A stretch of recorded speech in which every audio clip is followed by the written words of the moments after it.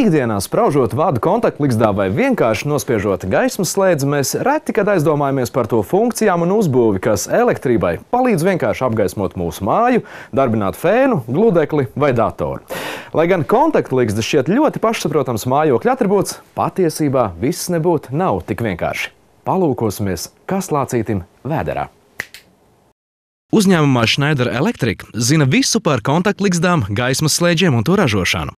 Kā nekā tam ir jau 170 gadu pieredze dažādās valstīs. Uzņēmuma Latvijas pārstāvniecībā ik gadu tiek saražots ap 2 miljoniem kontaktligzdu. Mēs varam atzīmēt to, ka arī šī produkta kvalitāte, teiksim, ir stipri augstāka par to, kāda ir vidēji pieprasīta tirgu un vispār pēc standartiem. Tas nozīmē to, ka, teiksim, standartā parasti tiek lietoti veikalos atrodami ir 10 ampēru slēdzīši, teiksim, mēs ražojam 16, kas nozīmē to, ka tas ir kāda līmeni augstāk. Un tas nozīmē, principā, ka cilvēkam dzīves laikā nebūs nepieciešams nekad vairs viņu mainīt. Teiksim, viņa dzīvē pietiks šī slēdzīša. Vispirms ir jāizgatavo rozetes plastmasas daļas. Tās tiek izlietas no sīciņiem plastmasas graudiņiem, kas var būt dažādās krāsās. Graudiņi īpašā iekārtā tiek izkausēti un ielieti presformā, kas atsauc atmiņā bērnu rotaļformiņas, no kurām tiek ceptas smilšu kūkas. Katrai detaļai ir paredzēta sava presforma. Gatavās plastmasas detaļas tiek atdzesētas līdz noteiktai temperatūrai, lai tās nebūtu mīkstas un jau ražošanas procesā nesabojātos, nesaliektos un nesaskrāpētos. Īpašās presformas ir viena no uzņēmuma lielākajām vērtībām. Katra produkta ražošanai izmanto tik presformu, cik tām ir plastmasas detaļu. Tāpēc, ja kas atgadās ar kādu no tām, var tikt apturēta visa produkta ražošana. Pēc detaļu izliešanas tiek sagatavots rozetes iekšējais pamats. Automatizētajā rozetes montāžas iekārtā tiek ievietotas visas nepieciešamās metāla detaļas, kuras īpašs robots pats sastiprina kopā. Ir ļoti svarīgi, lai katra detaļa, pat visniecīgākā, tam tiktu padota pareizi, tāpēc tās nemitīgi rotē, lai uz robota līnijas nonāktu tikai pareizi pagrieztās. Izlietās plastmasas detaļas kopā ar gatavo iekšējo pamatu un pārējām nepieciešamajām metāla detaļām nonāk montāžas cehā pie montāžas operatora, kurš visas detaļas savieno, saskrūvē un rozete gatava.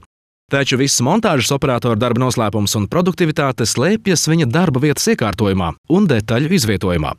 Ja kāds pārkārtotu skapīšus jūsu virtuvē, jums taču pēc tam tajos būtu grūti ko atrast. Tāpat arī montāžas operatoram detaļas saliktas tā, lai pēc iespējas minimālākā laika posmā varētu izveidot gatavu produktu. Loģistikas cilvēki vienmēr papildina izejmateriālus, lai to beigšanās neaizkavētu operatora darbu. Savukārt katra operatora darba vieta iekārtota tā, lai pēc iespējas īsākā laikā gatavais produkts nonāktu uz pakošanu. Tehnoloģijas laika gaitā ir ļoti attīstījušās, un tagad iespējams realizēt jebkuras cilvēka vēlmes attiecībā uz mājas elektroaprīkojumu. Iespējams gaismas ieslēgt un izslēgt no dažādām vietām, tāpat izmantot slēdžus, kas darbojas uz radioviļņiem, dažādus tālvadības slēdžus un citas ekstras.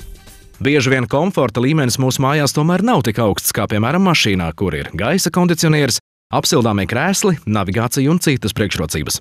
Kāpēc tā? Tā ir viena no ļoti lielām Latvijas problēmām, teiksim, ka mēs esam nonākuši, teiksim, pie tāda mantojuma, kurš ir no padomju laikiem, un izmantojot balto tehniku, kas šodien nāk iekšā, ar ļoti lielām jaudām un, teiksim, visiem šiem gludekļiem un tā tālāk, praktiski uzreiz jau ir prasība, ka praktiski mājās būtu nepieciešams mainīt visu elektroinstalāciju, sākot ar vadiem. Jo reāli vecās sistēmas tika būvētas, teiksim, uz tādu principu, ka viņas atbalstīja tā laika atbilstošo tehniku. Un šobrīd, ja mēs paskatāmies mājās no tās tehnikas, kas mums ir, un sākam skaitīt kopā to jaudu, ko mēs reāli patērējam, viņi stipri pārsniedz to, ko vispār atļauj šī sistēma.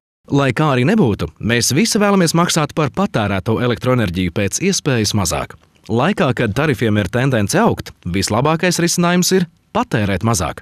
Mēs zinām to, ka mēs uz doto brīdi visi pārējām uz kaut kādām ekonomiskām lampiņām.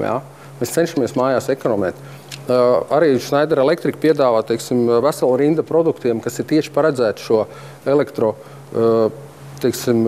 elektrības patēriņa samazināšanai. Teiksim, tie paši gaismas regulātori.